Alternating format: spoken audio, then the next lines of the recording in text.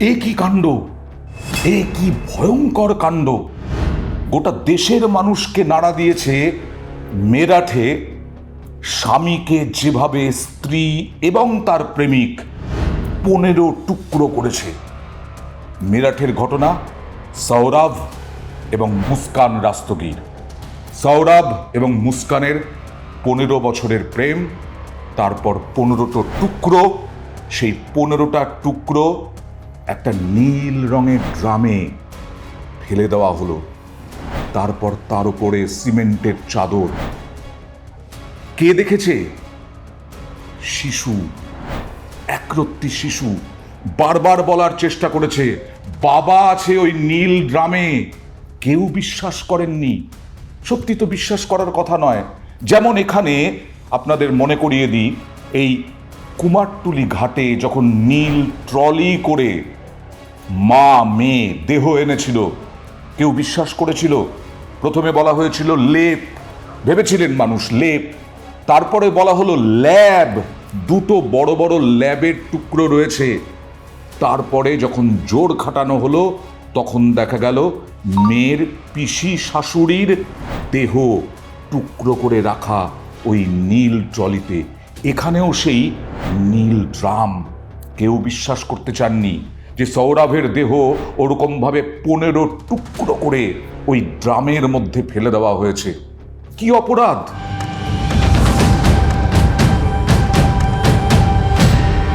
নিজের ভুলের জন্য খুন হতে হলো সৌরভকে, এরকমটা কে বলছেন? মুস্কানের মা। কি ব্যাপার? সৌরভ ছিলেন মার্চেন্ট নেভি, বিরাট রোজগার, 15 বছরের প্রেম। সৌরভ একেবারে নিজের বড় জায়গা, জমি, বাড়ি সব ছেড়ে ছুড়ে মুস্কানের সঙ্গে প্রেম করে বিয়ে করেছিলেন। 15 বছরের প্রেম, তারপরেও খুন হতে হয়। তারপরেও প্রেমিকার হাতেই, বউয়ের হাতে, স্ত্রীর হাতে খুন হতে হয়। এটা কি মনস্তত্ত্ব? এটা কি মনোরোগ? কোন অবস্থা হলে পরে এই রকম একটা পরিস্থিতির সৃষ্টি হয় যে ছোটবেলার সহপাঠী, সেই সহপাঠীর সঙ্গে প্রেম, বিয়ের পরেও প্রেম, প্রেমের পরে এমন মশগুল ওই সহপাঠীর সঙ্গে যে খুন হতে হলো স্বামীকে। খাবার নিয়ে যাচ্ছিল সৌরভ মুস্কানের জন্য। মুস্কানের জন্য ভালোবাসা এমন ছিল, সে বাড়ি ঘর সমস্ত জমি জিরে ছেড়ে মুস্কানকে বিয়ে করেছিল। এত প্রেম ছিল যে মুস্কানের জন্য সমস্ত খরচ করত, মুস্কান যা চাইতো তাই দিত এই সৌরভ। মেরাঠের merchant navy officer. Sourabh Muskan ছাড়া কিছু ভাবতে পারত না। সৌরভ মুস্কানের জন্য পাগল হয়ে যেত। একটা বাচ্চা ছিল, তারপরেও সেই প্রেম অগাধ ছিল তার সৌরভের মুস্কানের প্রতি। কিন্তু একটা মাত্র ভুল, মুস্কানের মা বলছেন একটা মাত্র ভুল হয়েছিল জানেন? আমার মেয়েকে না একটা মোবাইল কিনে দেওয়া হয়েছিল। কারণ মুস্কানের মা বা পরিবার, তারা মুস্কানের বিষয়ে জানতেন। মুস্কান যে মানসিক দিক থেকে একটু ফ্র্যাকচুয়েট, সেই বিষয়টা জানতেন এবং সেই কারণেই বারবার সাবধান করেছিলেন সৌরভকে যে ফোন দিও না। সেই ফোনই কি কাল হলো, দামি মোবাইল ফোন কিনে দেওয়া হলো মুস্কানকে। সৌরভই কিনে দিলেন, কারণ এই মুস্কানের চাহিদা, মুস্কানের যে চাহিদা ছিল সেই চাহিদার সঙ্গে তাল মিলিয়ে দামি মোবাইল ফোন কিনে দেওয়া হলো। মুস্কানের মায়ের দাবি অনুযায়ী ওই মোবাইল কিনে দেওয়াই কাল। কারণ মার্চেন্ট নেভি অফিসার সৌরভ বাইরে বাইরে থাকতেন। আর সেই পুরনো দিনের সহপাঠী, যাকে নিয়ে সৌরভেরও কোনো আপত্তি ছিল না, কারণ পুরনো দিনের সহপাঠী, ছোটবেলার সহপাঠী, তার সঙ্গে যোগাযোগ রাখবে মুস্কান, তাদের অসুবিধের কি আছে? এই যে ছাড় দেওয়া, সেটাও কাল হলো সৌরভের। এই সহপাঠীর সঙ্গে এমন প্রেমে মশগুল হলো Muskan. Sourav merchant navy officer ছুটি পেলেন। ছুটি পাওয়ার পরে মুস্কানের জন্য খাবার আনার জন্য বাইরে থেকে খাবার আনতে গিয়ে যখন বাড়ি ফিরলেন, সেই সময় তাকে ধরে বেঁধে প্রথমে বিষ খাইয়ে তারপরে কুচি কুচি কুচি করে কেটে 15 বছরের প্রেমকে 15 টুকরো করলো মুস্কান এবং তার সেই প্রেমিক সহপাঠী। চারিদিকে গোটা দেশে সৌরভের এই স্ত্রী এবং তার সহপাঠীর বিরুদ্ধে ব্যাপক কড়া পদক্ষেপের, কড়া শাস্তির দাবি উঠছে। সৌরভের হত্যাকাণ্ডের ন্যায় বিচার চেয়ে দাবি জোরালো হচ্ছে। সেই সময় মুস্কানের মায়ের এই দাবি, মুস্কানের মা কবিতার যে দাবি, সেই দাবি ঘিরে যে শোরগোল হবে এটাই তো স্বাভাবিক। এত কিছুর পরেও সৌরভের ভুলের কথা বলতে চাইলেন কবিতা, যার কারণে এই মুস্কান খুন করতে পারলো, মুস্কানের সহপাঠী খুন করতে পারলো। বারবার বলছেন সেই মুঠো ফোন, সেই মোবাইল ফোন দেওয়াও কাল হয়েছে। শুধু তাই নয়, সৌরভ কতটা সহ্য করেছিলেন। 3 বার বাড়ি থেকে পালিয়েছিল মুস্কান, ওই প্রেমিককে নিয়ে, ওই ছোটবেলার সহপাঠীকে নিয়ে। সেই মুস্কান 3 বার পালানোর পরেও সৌরভ সহ্য করেছিল।